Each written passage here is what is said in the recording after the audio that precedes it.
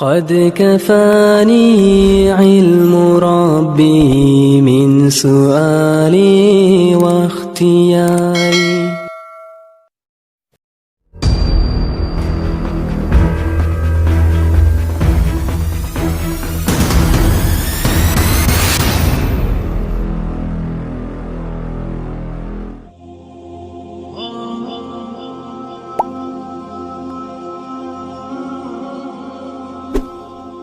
Allah subhanahu wa ta'ala memberikan tanbih kepada kita hamba-hambanya yang amanu wa taqwa. Sebagaimana firman Allah dalam surah As-Saff ayat 9.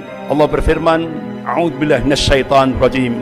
Huwallazi arsala rasulahu bil huda wa dinil haqq liyudhhirahu 'alad dini kullih walau karihal musyrikun. Dialah Allah yang mengutus rasulnya dengan membawa al-huda, yaitu Al-Qur'anul Karim, wa dinil haqq, dan agama Allah yang hak, yaitu ad-dinul Islam, liyudhhirahu 'alad dini kullih, agar Allah menangkan di atas semua agama-agama ini, walau karihal musyrikun, walaupun orang musyrik benci, walau karihal kafirun, walaupun orang kafir benci, tetap Islam akan dimenangkan oleh Allah Subhanahu wa ta'ala.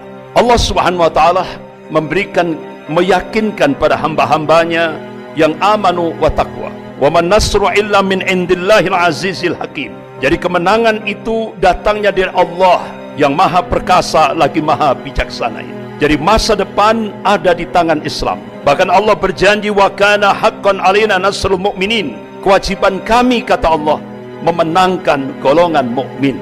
Ini yang dikabarkan oleh Allah Subhanahu wa ta'ala kepada hamba-hambanya yang amanu wa taqwa. Bagaimana kita melihat reaksi daripada golongan kafir, terutama sekali lembaga-lembaga riset dunia, pakar-pakar sejarah dunia. Salah satu di antaranya yaitu Arnold Toynbee.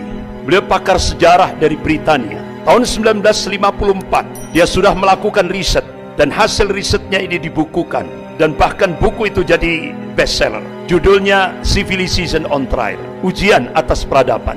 Arnold Toynbee ini seorang pakar sejarah. Dia mengakui bahwa dia seorang kafir yang kafah, tapi karena dia pakar sejarah, dia objektif. Ditulis dalam buku Civilization on Trial itu, Islam pernah memimpin dunia ini sepanjang 1353 tahun, dan itu diakui oleh pakar-pakar sejarah dunia, baik muslim maupun non-muslim. Kemudian dia tulis dalam bukunya Civilization on Trial itu, peradaban Islam ini akan menjadi tantangan terberat bagi kapitalisme global. Dan dia tulis, pusat komunisme internasional akan tumbang, bahkan kapitalisme Amerika akan tumbang. Dia menulis dunia Islam akan kembali memimpin dunia ini. Artinya apa? Dia seorang pakar sejarah non-muslim, dia objektif, dia tulis itu. Dia yakini bahwa masa depan ada di tangan Islam. Tapi di akhir tulisannya, dia tunjukkan bahwa dia sebagai seorang kafir yang kafah. Dia berdoa, semoga itu tidak terjadi. Bahkan agar lembaga riset dunia milik golongan kafir, yaitu The Pew Forum on Religion and Public Life, dia melakukan riset di seluruh dunia tahun 2005. Ternyata dari riset tahun 2005 itu, dia simpulkan 1 dari 4 penduduk dunia ini adalah muslim. Artinya apa? Perkembangan muslim sangat luar biasa. Perkembangan Islam dalam lingkup global sangat luar biasa.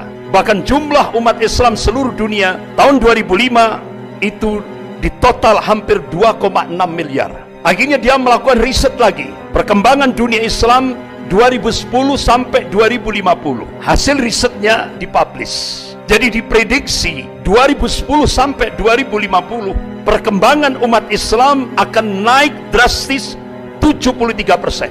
Bahkan dia publish hasil risetnya, Eropa akan muncul 50-50, 50% muslim, 50% non-muslim. Bahkan Kardinal Republik Ceko, jadi di bawah Paus, Kardinal Republik Ceko memberikan statement di media internasional, Islam masuk Eropa dengan kekuatan spiritual, dan itu benar-benar mengagetkan seluruh dunia.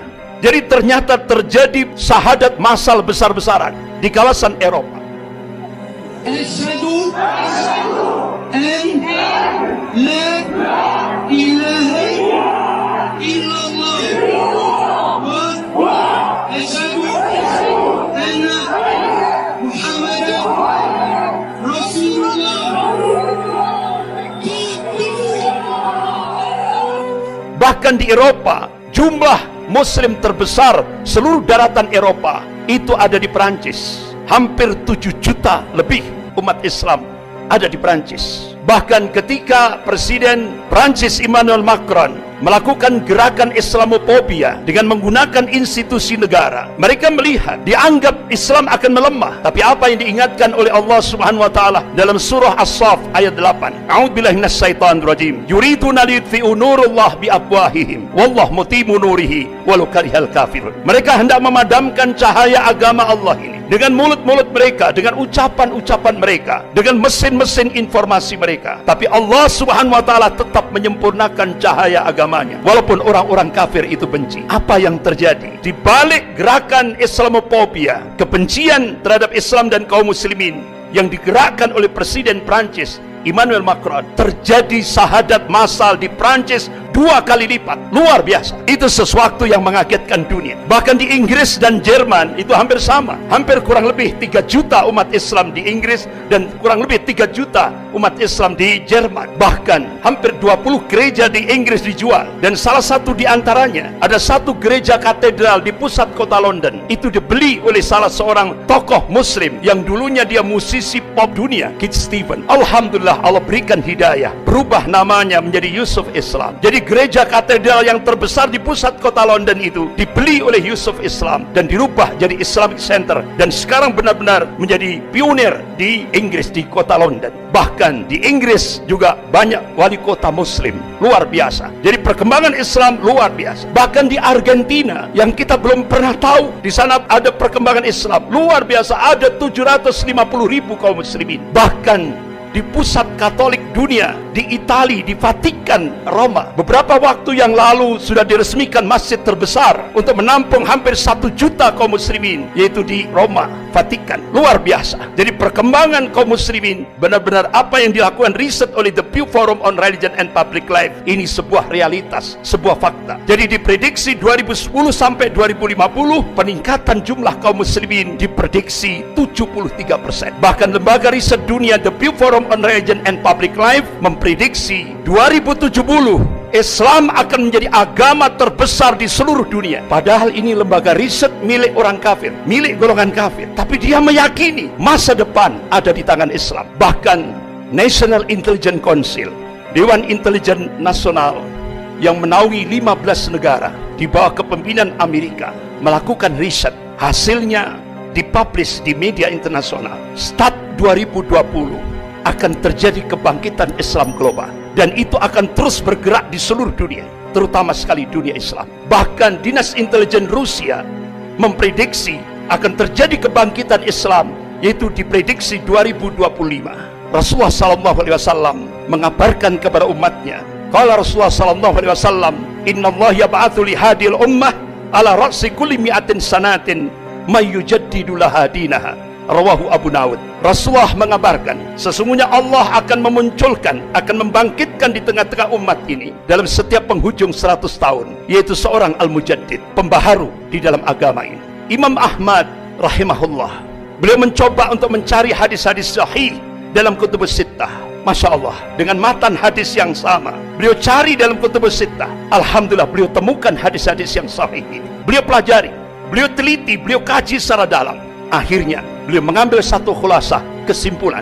Mujaddid yang pertama, yaitu Khalifah Umar bin Abdul Aziz rahimahullah, yaitu cucunya Khalifah Umar bin Khattab radhiyallahu anhu. 100 tahun lagi, mujaddid yang kedua, gurunya Imam Ahmad, yaitu Imam Syafi'i rahimahullah. Kemudian 100 tahun lagi, jawabannya wallahu a'lam, hanya Allah yang tahu. Beberapa ulama-ulama dunia, salah satu di antaranya yaitu wakil sekjen Rabithah Ulama Palestina di Bilad Syam, beliau adalah Syekh Dr. Abu Bakar Al-Awawidah. Selama di penjara Israel, beliau mencoba melakukan riset dengan pijakan Al-Quran dan As-Sunnah dan kitab-kitab yang ditulis oleh ulama-ulama Ahlus Sunnah. Akhirnya beliau mengambil satu kesimpulan, insya Allah kalau beberapa ulama-ulama Ahlus Sunnah melakukan hitungan matematis, dan itu hijriyah tapi dicoba dimasehikan, insya Allah akan terjadi Sofatul Islamiyah itu 2024. Berarti kurang 3 tahun lagi. Tapi semuanya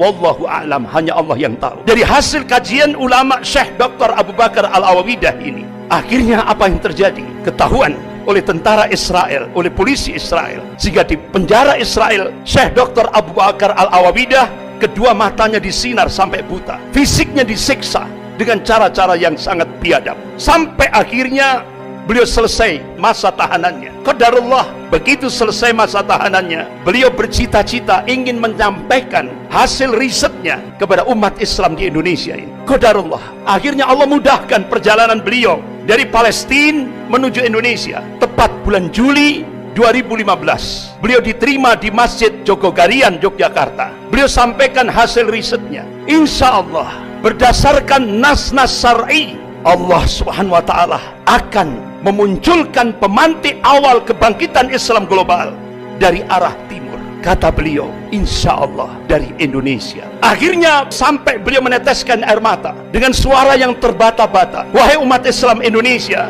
genapi syarat-syaratnya supaya kalian layak dipilih oleh Allah menjadi pemantik awal kebangkitan Islam global, yang puncaknya, puncak kemenangan Islam di akhir zaman sebagaimana yang ditakdirkan oleh Allah Subhanahu wa Ta'ala. Rasulullah mengabarkan, qala Rasulullah sallallahu alaihi wasallam bi Baitul Maqdis wa akna fi Baitul Maqdis. Ini hadis sahih rawahu Ahmad. Jadi pusat kemenangan Islam di akhir zaman Allah takdirkan di Baitul Maqdis dan di sekitar Baitul Maqdis, Palestina, bukan di Mekah, bukan di Madinah. Inilah yang dikabarkan oleh Rasulullah sallallahu alaihi wasallam dan satu hadis sahih rawahu Ahmad. Tapi pemantik awal itu diharapkan akan muncul dari arah timur, yaitu Indonesia. Bahkan terjadi istimewa ulama seluruh dunia. Semua berdoa, mudah-mudahan Allah jadikan Indonesia menjadi pemantik awal kebangkitan Islam global. Dan itu diprediksi 2024.